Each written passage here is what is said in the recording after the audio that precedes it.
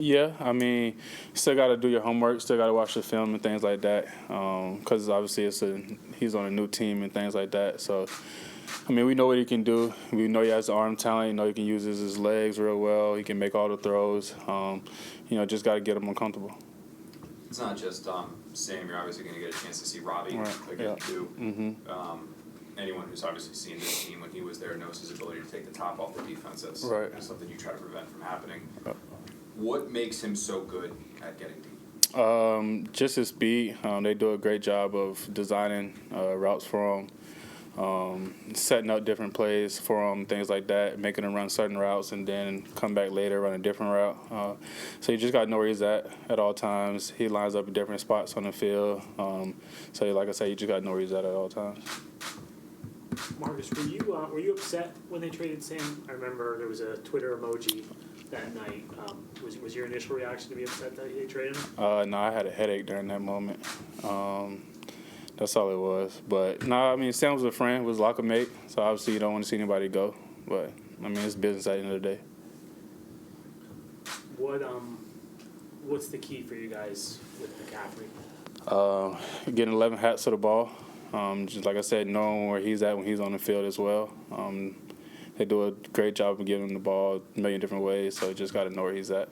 Yeah, as you mentioned, it's a business, and you were close with Sam, but now that you've gotten a chance to see Zach practice throughout the summer and mini camp and things like that, can you understand why the organization made the switch? Yeah, I mean, Zach's a great player as well. He's doing a great job of adjusting to this level fast, very well. He can make all the throws as well. He has the arm talent. He has the confidence. So, I mean, they made a decision, and I'm here with it. You are obviously the longest tenured guy here, a leader of this team. Did it bother you at all that you weren't voted a captain? Seems strange. Nah, I mean, it is what it is. The players voted. I have a great relationship with all the players and things like that. Hats off to those guys. Well, how challenging is it for a defensive back in week one with all the surprises? The team has like 3 months to prepare their game plan, so there's going to be a lot of bells and whistles. So how do you deal with a challenge like that in the secondary? Just got to be sound, be disciplined, be on your keys at all points, at all times.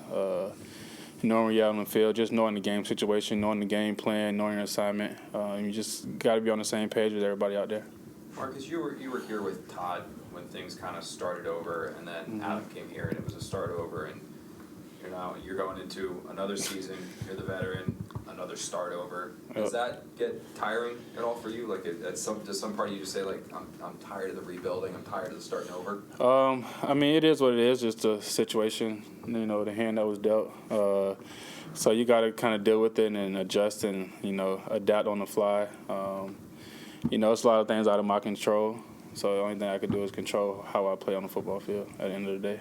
Marcus, when you look at this offense, your offense on the other side of the ball, how would you describe the difficulties going up against LaFleur's system and whatnot? It's very dynamic. They do a lot of different things, a lot of different ways, motions and shifts and adjustments and different looks and things like that. So it's very dynamic. It's been a lot different than what's been here. Marcus, are you worried at all about communication on the back end with, Bless was the first team corner for a lot of training camp. Now he's gone and somebody else will be there. LaMarcus has been out with the back for a few weeks. You guys haven't had a lot of time as a unit together during camp. Is that a concern at all? No, I think we'll be fine. I mean, like I said, we just got to go out and communicate, make sure everybody's on the same page. I mean, that's, part of my job as well, making sure everybody's on the same page, making sure everybody's comfortable back there, and just go out and play football and communicate at the end of the day. There's a lot of first and second year players there. Is there a risk there for long coverages, big plays, stuff like that? I mean, obviously you don't want those things to happen. Things could happen, but you can't dwell on it. If anything bad goes on, you got to move on to the next play and learn from it. Take a couple more. How is the process going for you and LaMarcus getting on the same page as far as he was out a while and you weren't here in the spring, and also that Florida State dynamic? Yeah, it was a little weird at first, but I know we're both doing a great job. We still communicate at all times. I mean, we talk together in the meeting room, things like that, making sure we see things the same way. On the football field, we communicate. Walking in the hallways, we communicate. So we'll be fine. He's been in this league for a while. I've been in the league for a few years now, so adjusting on the fly, I think we'll be fine.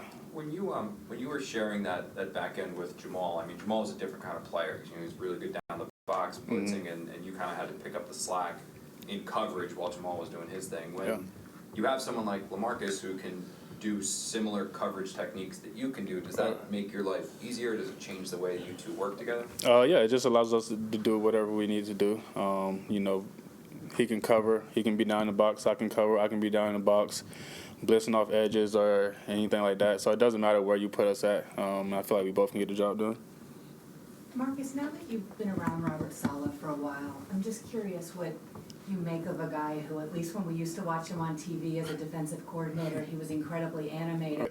When I see practice here, it's a little bit of a different version, obviously, as a head coach. But as a player, what do you think? No, it's definitely exciting to see how he can flip a switch very fast.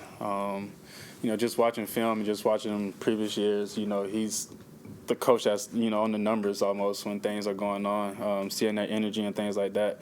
But just seeing him now as a head coach, he has to watch all three phases. He has to watch everything that's going on. But he still finds a way to coach all offense, defense, D-line, safeties, all in at the same time in one place. So I'm excited for him, excited to be here with him and things like that. I'm looking forward to this year. Jeff Ulbrich was in here just before you, and he mentioned that I think he said today's team meeting was one of the best he'd been a part of, and he told Robert that. All right. I'm not asking you to tell us any secrets, but is there a theme that he represents to you guys that resonates in a way like that? I mean, the all gas, no brakes. He's always on go, no matter what it is. No matter, it could be a small situation or a big situation. He's always going to bring it up. He doesn't let anything slip.